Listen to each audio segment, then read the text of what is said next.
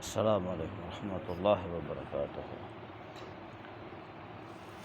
نحمدہ ونصلی علی رسولہ الکریم، اما بعد۔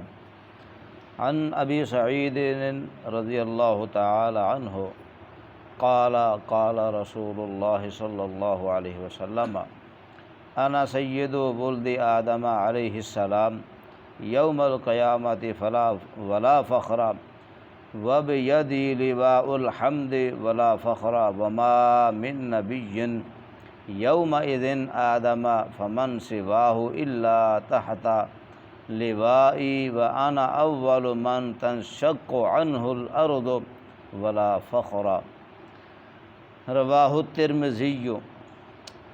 حضرت ابو سعید خدری رضی اللہ تعالی عنہ فرماتے ہیں کہ رسول اللہ صلی اللہ علیہ وسلم نے ارشاد فرمایا، قیامت کے دن میں آدم علیہ السلام کی اولاد کا سردار ہوں گا اور کوئی فخر نہیں ہے مجھے، اور میرے ہاتھ میں حمد کا جھنڈا ہوگا اور مجھے کوئی فخر نہیں ہے، اور حضرت آدم علیہ السلام سمیت تمام انبیاء علیہم السلام میرے جھنڈے تلے جمع ہوں گے، اور سب سے پہلے مجھ سے قبر کھولی جائے گی اور کوئی فخر نہیں ہے۔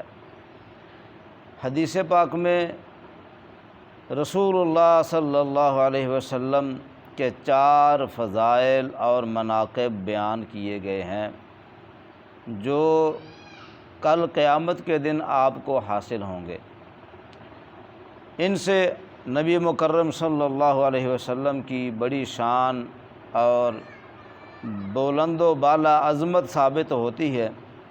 دنیا میں بھی اللہ کے محبوب پیغمبر صلی اللہ علیہ وسلم کا مقام اور مرتبہ تمام انسانوں سے زیادہ ہے، اور آپ علیہ السلام بار بار فرمایا ولا فخر ولا فخر ولا فخر، جس کا مطلب یہ کہ میں ساری باتیں اظہار کے طور پہ کر رہا ہوں اور اپنی بڑائی اور اپنی عظمت دوسرے انبیاء کی تحقیر کے لیے نہیں بیان کی۔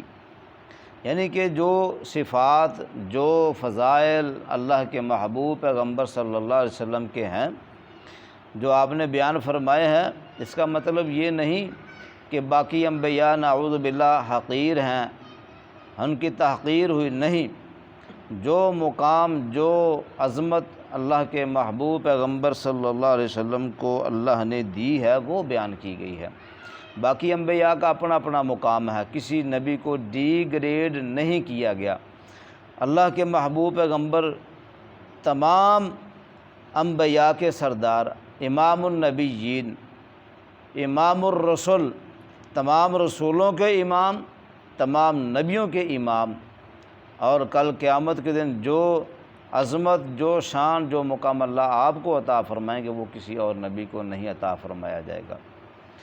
اور فرمایا میں ساری اولاد آدم کا سردار ہوں گا قیامت کے دن۔ جو جھنڈا ہوگا نا لواء الحمد، حمد کا جھنڈا جو ہے نا وہ میرے ہاتھ میں ہوگا اور کسی نبی کو نہیں دیا جائے گا۔ یہ اللہ کی عظمت ہے نا، اللہ کی قدرت ہے، اللہ کی تقسیم ہے۔ اللہ جس کو چاہے عطا فرمائے، جس کو چاہے، اس کی مرضی ہے نا۔ لیکن سب انبیاء سے، تمام رسولوں سے بڑھ کر اللہ کے بعد اگر کسی کا مقام ہے تو پیارے پیغمبر جناب محمد الرسول اللہ صلی اللہ علیہ وسلم کا ہے۔ اللہ سے دعا ہے اللہ ایسے عظمت والے پیغمبر کی ذات اور بات پہ اللہ ہمیں مکمل طور پر ان کو اپنانے کی اللہ توفیق عطا فرمائے اور اپنی زندگی میں لانے کی عملی جامہ پہنانے کے لیے ہمیں کوشش کرنے کی توفیق عطا فرمائے۔ اقول قولی ھذا استغفر اللہ لی ولکم ولسائر المسلمین، آخر دعوانا ان الحمد للہ رب العالمین۔